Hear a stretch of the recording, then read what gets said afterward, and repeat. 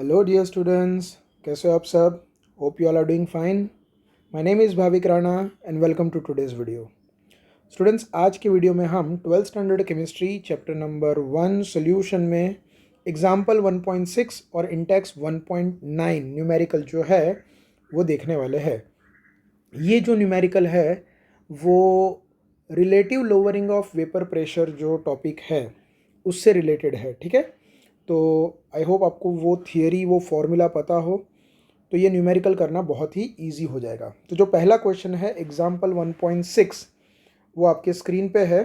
Question है the vapour pressure of pure benzene at a certain temperature is 0.850 बार. ठीक है, तो यहाँ पे हमें सॉल्वेंट जो है वो बेंजीन है, उसका वेपर प्रेशर, प्योर बेंजीन का वेपर प्रेशर जिसको हम P1 नॉट कहेंगे. ठीक है, ये दिया हुआ है, दैट इज 0.850 बार.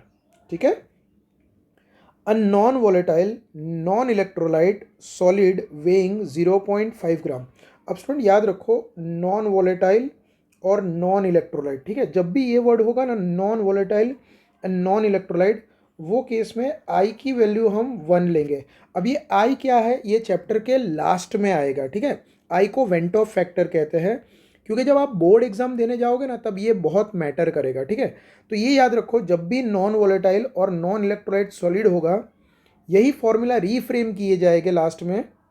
ठीक है, जिसमें आई की वैल्यू हमें 1 लेना है. याद रखना, जब भी नॉन वोलेटाइल या नॉन इलेक्ट्रोलाइट कोई भी सब्सटेंस हो, नॉन वोलेटाइल नॉन इलेक्ट्रोलाइट जैसे कि, मतलब नॉन वोलेटाइल ना भी हो चलेगा, पर नॉन इलेक्ट्रोलाइट जो है, नॉन इलेक्ट्रोलाइट जैसे कि यूरिया है, ग्लूकोज है, सुक्रोस है, ये सारे नॉन इलेक्ट्रोलाइट है. याद रखना हाँ स्टूडेंट, जिसमें आई की वैल्यू 1 होगी. ये चीज़ आपको चैप्टर के एंड में क्लियर हो जाएगी. सो क्या लिखा है, a non volatile non electrolyte solid weighing 0.5 gram, मतलब कोई सोल्यूट है जिसको हम W2 कहेंगे, 0.5 gram. When added to 39 gram of benzene, मतलब W1 39.0, जिसको मैं 39 ही लिखूंगा. ठीक है, और मोलर मास बेंजीन का दे दिया है, तो M1 सोलवेंट को हम 1 से रिप्रेजेंट करते हैं. ठीक है, 78 gram per mole. Vapour pressure of the solution is then 0.845 bar. So ये हो गया P. ठीक है, प्योर कंपोनेंट का है P1 नॉट, और सॉल्यूशन का होता है 0.845 बार. ठीक है, what is the molar mass of solute, मतलब M2 हमें कैलकुलेट करना है. तो स्टूडेंट बहुत ही इजी न्यूमेरिकल है, 2 मार्क में जनरली ये क्वेश्चन एग्जाम में आता है. Relative lowering of vapour pressure का फॉर्मूला है P naught minus P divide by P naught is equal to X2. X2 को एक्सपांड करें तो that will come N2 upon N1 plus N2. N1 की value बड़ी होगी तो N2 can be neglected, so that will become N2 upon N1. ठीक है, ये सब थियरी में आप पढ़ चुके होंगे. और उसको अगर एक्सपांड करें तो that will be equal to W2 into M1 whole divide by M2 into W1. ठीक है, ये फॉर्मूला. अब सारी वैल्यूज़ यहाँ पे रखेंगे और M2 कैलकुलेट करेंगे. न्यूमेरिकल इतना सही है, बस ये फॉर्मूला इंपॉर्टेंट है, फॉर्मूला आपको याद रखनी है. अब इसमें हम वैल्यूज़ रखेंगे, तो P नॉट है 0.850 बार, माइनस P है 0.845 bar, whole divide by P not है 0.850 बार, इज इक्वल टू W2 की वैल्यू देखो 0.5 ग्राम. स्टूडेंट सारी वैल्यू यूनिट के साथ लिखनी है. ठीक है, M1 है 78 gram per mole, whole divide by M2 है, M2 हमें फाइंड करना है, तो M2 को एज इट इज़ रखेंगे, और W1 है 39 ग्राम. ठीक है स्टूडेंट, अब इसको अगर हम सॉल्व करें, सो ये न्यूमरेटर 0.850 माइनस 0.845 करेंगे तो that will B 0.005 divide by 0.850, unit होगा बार. अच्छा 0.5 इंटू 78 अगर हम करें, उससे पहले जो कॉमन यूनिट है वो कैंसिल कर देते हैं, तो ग्राम ग्राम कैंसिल हो जाएगा। ठीक है, 0.5 इंटू 78 अगर हम करें तो that will come 39 gram per मोल। ठीक है, डिवाइड बाई M2 को एज इट इज़ रखेंगे 39, ग्राम ग्राम तो कैंसिल हो गया है। ठीक है, सो अब ये 39 भी कैंसिल हो जाएगा। तो M2 को अगर हम सब्जेक्ट बनाए, सो नाउ M2 को अगर हम सब्जेक्ट बनाए तो M2 इज इक्वल टू, अच्छा यहाँ पे ये बार बार भी कैंसिल हो जाएगा। ये कैंसिलेशन वाली चीज़ें आप एग्जाम में पेंसिल से कीजिएगा। ठीक है, सो M2 को अगर हम सब्जेक्ट बनाए तो that will B 0.850 upon 0.005। Unit क्या बचा है राइट हैंड साइड पे देखो, तो इट इज़ ग्राम पर मोल। वैसे भी मोलर मास का यूनिट ग्राम पर मोल ही होता है। ठीक है, सो अगर ये हम कैलकुलेट करेंगे तो दिस विल बी 170। ठीक है, ये अगर आप कैलकुलेट करोगे तो ये आपको 170 ग्राम पर मोल आंसर आ जाएगा, मोलर मास ऑफ सोल्यूट। तो स्टूडेंट बहुत ही सिंपल सा न्यूमेरिकल है। ठीक है, ये न्यूमेरिकल एग्जाम में 2 मार्क में पूछा जा सकता है। नेक्स्ट न्यूमेरिकल जो है वो इंटेक्स 1.9। तो क्वेश्चन 1.9 स्क्रीन पे है। Vapour pressure of pure water, pure water मतलब प्योर सॉल्वेंट। ठीक है, तो उसका सिंबल क्या है स्टूडेंट, P1 नॉट। कितना है, 23.8 mmHg।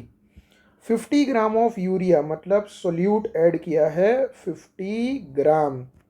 स्टूडेंट याद रखना, यूरिया जो है वो नॉन इलेक्ट्रोलाइट है, तो यूरिया के लिए आई की जो वैल्यू है वो 1 होगी। याद रखना स्टूडेंट, ये आई हमने कहीं यूज़ नहीं किया है, पिछले न्यूमेरिकल में भी नहीं किया था, राइट। पर लास्ट में ये याद रखना है, आई की वैल्यू urea, glucose, sucrose, cane sugar, ये सब नॉन इलेक्ट्रोलाइट है जिसमें आई की वैल्यू 1 होगी। याद रखना स्टूडेंट, ये लास्ट में यूजफुल है। Is dissolve in 850 gram of water, तो W1 जो है ये है 850 ग्राम। वाटर है तो M1 हो जाएगा 18 ग्राम पर मोल, वाटर का मोलर मास। ठीक है, उसी तरह जो यूरिया है उसका मोलर मास होता है 60 ग्राम पर मोल। मोलर मास दिया नहीं होता है, ये हमें कैलकुलेट करना है रफ में। सो calculate the vapour pressure of water for this solution and it's relative lowering. तो स्टूडेंट्स कैलकुलेट क्या करना है, वेपर प्रेशर ऑफ वाटर। ठीक है, इसका मतलब आपको कैलकुलेट करना है P1, याद रखो ये है P1। And relative lowering, relative lowering मतलब क्या, तो that is delta P by P1 naught. ठीक है, this is relative lowering which is also equal to x2। तो ये दो चीज़ें कैलकुलेट करनी है, बहुत ही ईजी न्यूमेरिकल है। हम सबसे पहले रिलेटिव लोअरिंग कैलकुलेट करेंगे। Relative lowering which is equal to delta P by P1 naught which is equal to x2, and x2 is equal to W2 by M2 into W1 into numerator में M1। ठीक है, सो अब यहाँ पे हम value substitute करेंगे। सो W2 कितना दिया हुआ है क्वेश्चन में, 50 ग्राम, यूनिट के साथ लिखेंगे। ठीक है, 50 gram. Molar mass of water 18 gram per मोल,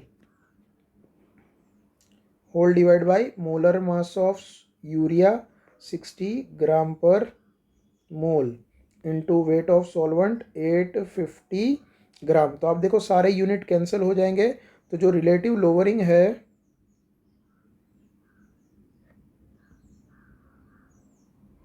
वो आएगा, ये अगर आप कैलकुलेट करो तो इसका आंसर आएगा न्यूमरेटर में 50 इंटू 18 अगर आप करो तो that will be 900।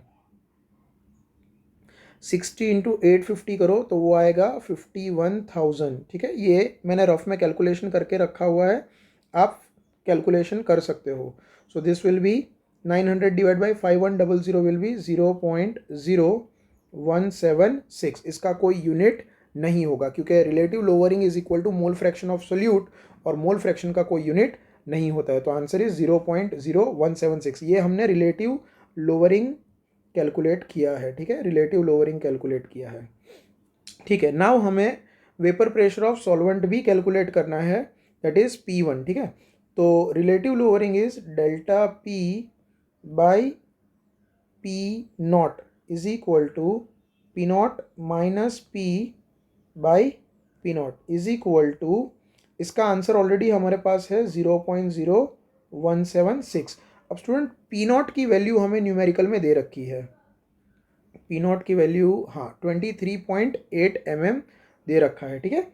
So P naught की जगह हम रखेंगे 23.8 mm माइनस P हमें कैलकुलेट करना है, डिवाइड बाई P नॉट की value 23.8 mm is equal to 0.0176, ठीक है। यहाँ पे इक्वल टू की जगह देयरफॉर आएगा, therefore 23.8 mm minus P is equal to 0.0176 into 23.8 mm। ये अगर हम कैलकुलेट करेंगे स्टूडेंट तो ये आएगा 0.418 यूनिट है mm, and left hand side पे ये एज इट इज़ रहेगा। हमें P कैलकुलेट करना है, तो P को सब्जेक्ट बनाएंगे, इसको राइट हैंड साइड लेके जाएंगे और राइट हैंड साइड को लेफ्ट हैंड साइड पे लेके जाएंगे।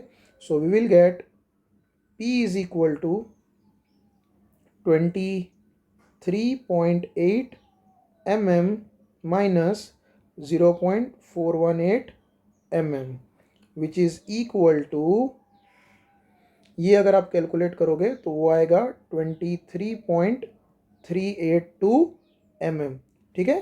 तो vapour pressure of solution will be 23.382 mm। Students NCERT text book में बैक साइड में आंसर दिया है 23.4 mm, so 23.382 is nearly equal to 23.4 mm, ठीक है।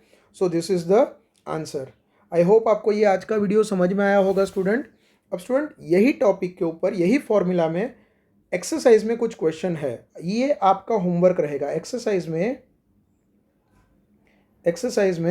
1.15, उसके बाद 1.17, 1.18, 1.19 एंड 1.34। स्टूडेंट एक्सरसाइज में क्वेश्चन इधर उधर है, तो ये टॉपिक के ये 5 न्यूमेरिकल है। तो अगले वीडियो में हम ये 5 वीडियो कवर करने की कोशिश करेंगे, बट उससे पहले आप खुद ये क्वेश्चंस ट्राई कर लेना। तो ये बेसिकली आपका होमवर्क रहेगा। होप आपको आज का वीडियो समझ में आया होगा। Thank you very much for watching this video.